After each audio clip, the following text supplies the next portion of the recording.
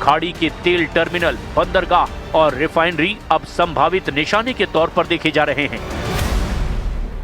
Israel में सुरक्षा एजेंसियां मान रही हैं कि यह टकराव सिर्फ ईरान और इसराइल तक सीमित नहीं रह सकता।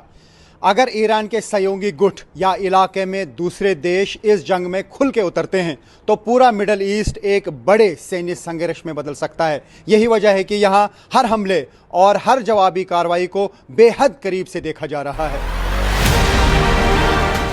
एक्सपर्ट मानते हैं कि अगर ईरान स्ट्रेट ऑफ हॉर्मूज के रास्ते को बाधित करता है तो दुनिया के करीब 20% तेल सप्लाई पर इसका सीधा असर पड़ सकता है। यानी इस जंग का असर सिर्फ तेहरान या तेल अवीव तक सीमित नहीं रहेगा, बल्कि खाड़ी देशों से लेकर वैश्विक बाजार तक इसके झटके महसूस किए जा सकते हैं।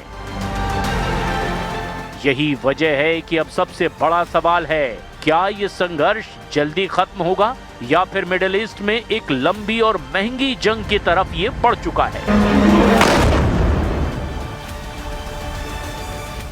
I hope you are thinking of alternate sources, and I can't think of a better alternate source than the United States of America. We are an energy-rich country. We want to cooperate with you. That is one of the areas where we can cooperate. Obviously, there's long-term and short-term issues here, and we will work with you to make sure that your energy needs are met in the short term as well as the long term.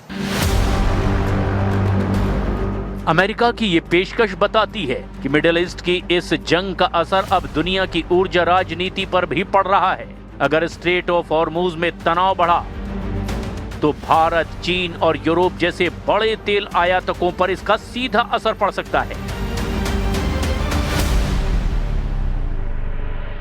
दुनिया के कई देश अब वैकल्पिक ऊर्जा supply की तलाश में जुटे हुए हैं। यानी ये जंग सिर्फ मिसाइलों और ड्रोन की लड़ाई नहीं, बल्कि तेल, व्यापार और वैश्विक अर्थव्यवस्था की लड़ाई भी बन चुकी है। want to commit to a timeline, but certainly it's something that is being calculated actively by both the Department of War and the Department of Energy. They're working very closely. Both secretaries are in all of the briefings on this subject with the president, and this is again something they're monitoring. And if and when necessary, the United States Navy will provide assistance to escort oil tankers through the strait. Tehran पर बम बरस रहे हैं, Israel पर मिसाइलें गिर रही है, खाड़ी में तेल के रास्ते खतरे में हैं। उधर अमेरिका को खुद नहीं पता कि ये जंग कितनी लंबी चलेगी। ट्रंप ने जंग का आगाज तो कर दिया, लेकिन क्या वो इसके अंजाम के लिए तैयार हैं? अभी तक की लड़ाई में जंग की दिशा तक साफ नहीं हुई है। ऐसे में सबसे बड़ा सवाल यही है, क्या ये जंग जल्दी खत्म होगी या फिर मिडिल ईस्ट एक ऐसे संघर्ष में फंस चुका है जिसके झटके पूरी दुनिया को महसूस करने पड़ेंगे।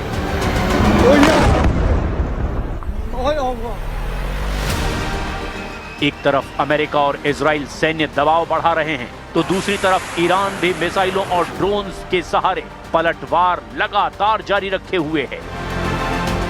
एक्सपर्ट मानते हैं कि अगर ये टकराव बढ़ता है तो मिडल ईस्ट के कई और देश इस संघर्ष में खिंच सकते हैं, और अगर ऐसा होता है तो ये जंग सिर्फ एक इलाके का संघर्ष नहीं रहेगा, बल्कि वैश्विक राजनीति और अर्थव्यवस्था को हिला देने वाली लड़ाई बन सकती है। तेहरान के आसमान में धुआं है, तेल अवीव के ऊपर मिसाइलों का साया है, और खाड़ी के समंदर में तेल के रास्ते दांव पर लगे हैं। अमेरिका ताकत दिखा रहा है, ईरान पलटवार कर रहा है, लेकिन इस टकराव की मंजिल अभी भी धुंध में छिपी हुई है। इतिहास गवाह है, मिडल ईस्ट में शुरू हुई जंगें अक्सर जल्दी खत्म नहीं होती। अब सवाल सिर्फ इतना है, क्या ये आग अभी थमेगी या फिर मिडल ईस्ट से उठी ये चिंगारी दुनिया के नक्शे को भी बदल सकती है?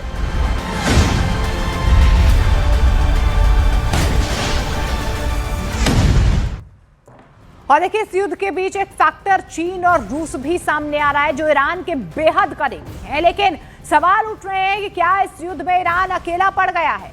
क्योंकि ईरान को अमेरिका और इजराइल के खिलाफ रूस और चीन जैसे देशों का समर्थन तो मिला है, लेकिन ये समर्थन सीमित है।